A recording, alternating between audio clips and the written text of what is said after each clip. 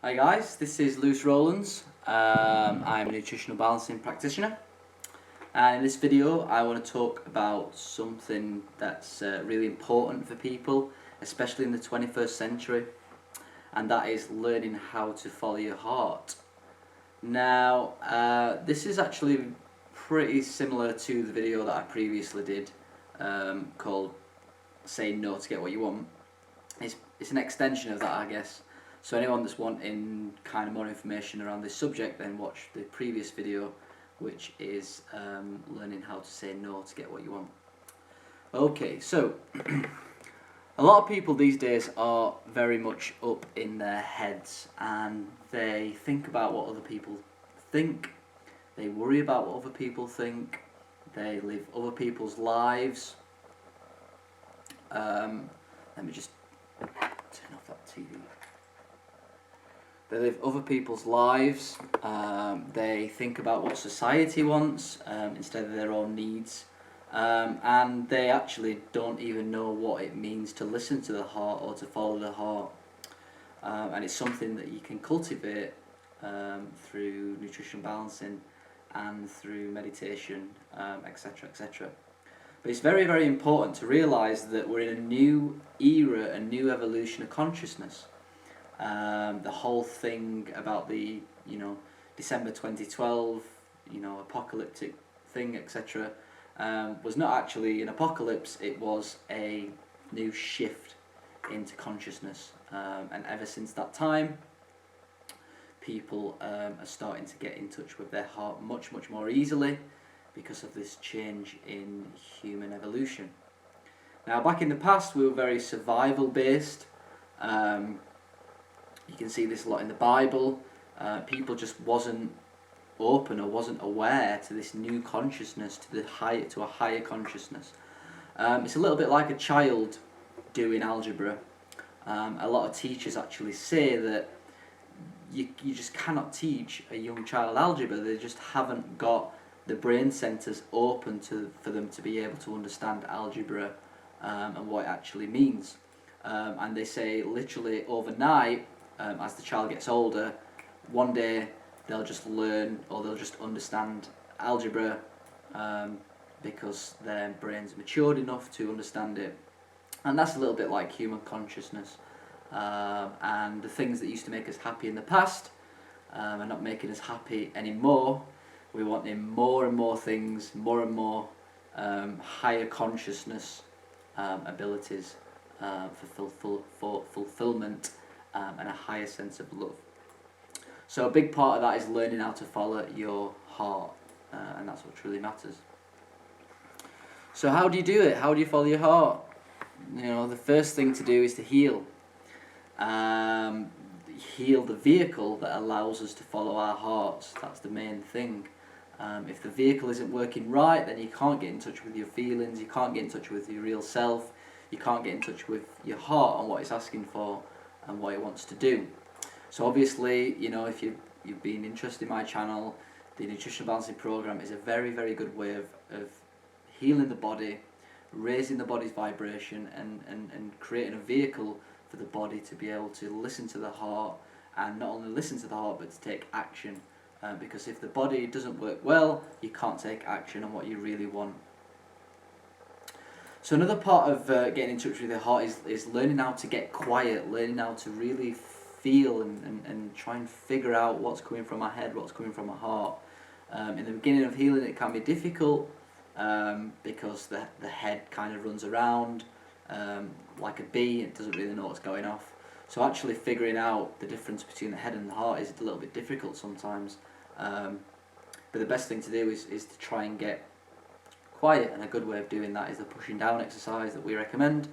I actually do that every morning, and that's actually when I get the most inspiration and the most insights and the most kind of heart-based insights, and then it's up to me to take action. So that's probably the most important, really, is a combination of healing and kind of keeping quiet, getting quiet, doing the pushing down exercise, and just listening, ask, listen, and it'll start coming up. Very important. Another thing is to have faith. Big one. Obviously it's difficult to have faith.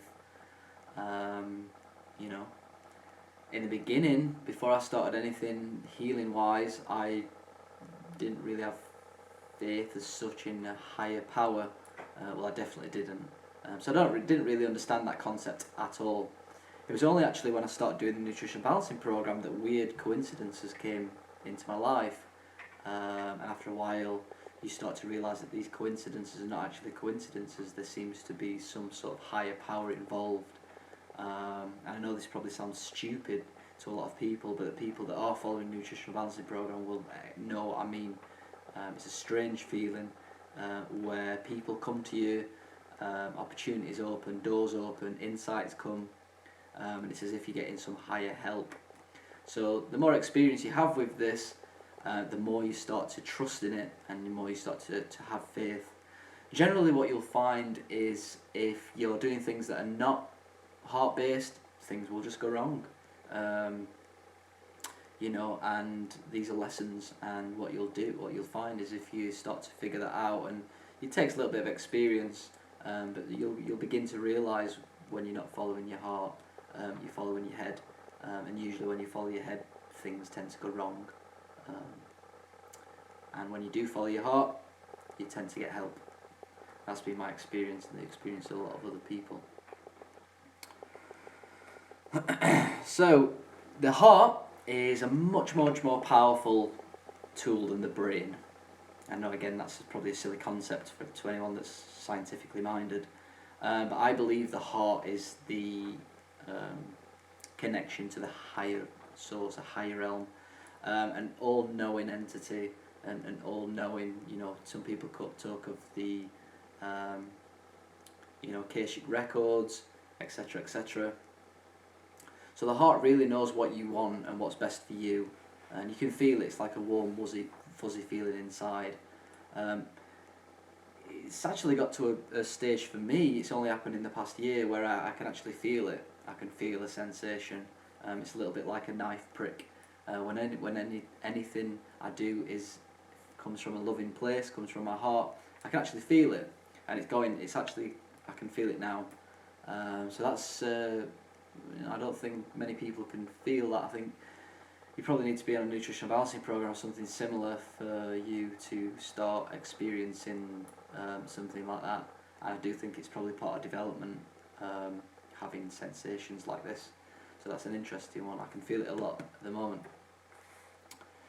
So another thing is that when you follow your heart, you're probably going to get scared. At the end of the day, if you didn't get scared, everyone would be following their heart. Everyone would be chasing their dreams, chasing their goals with heart, with passion. And, you're going to have to try and play with the fear a little bit, understand the fear. I'll talk about that a little bit more later. Kind of, in a way, love it and realise that if something comes up that's fearful for you, you don't want to do it, it's probably the best thing for you to do, so just dive in and do it.